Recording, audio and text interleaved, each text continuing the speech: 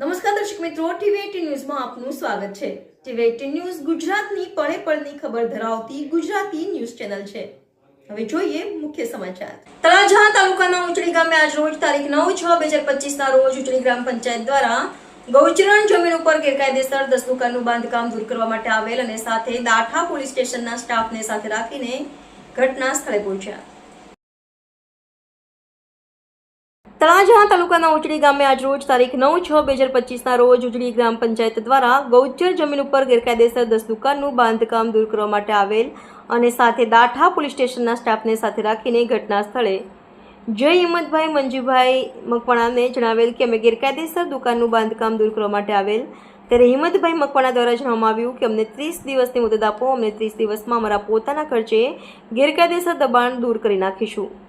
ઉચડી ગ્રામ પંચાયત પાસેથી 30 દિવસની મુદત માંગવામાં આવી। પંચાયતના તમામ સભ્યોને સરપંચ દ્વારા 30 દિવસની મુદત આપવામાં આવી છે અને આવનારા દિવસોમાં શું નિર્ણય લેવાય તે જોવું રહ્યું। રિપોર્ટર અશોક ઢાપા, તળાજા। પંકજભાઈ કિશોરભાઈ રાઠોડ, મદદનીશ તાલુકા વિકાસકારી, તાલુકા પંચાયત તળાજા।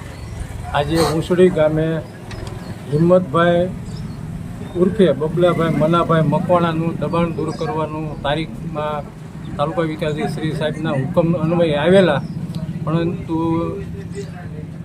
દબાણકર્તાએ 1 માસની મુદત માગેલી, એને બાંહેધરી લખી આપી પંચાયત અને એને મળી અને જેને મુદત આપી છે 8/7 સુધીમાં દબાણ દૂર નહીં કરે તો એના ખર્ચે દબાણ દૂર કરવામાં આવશે।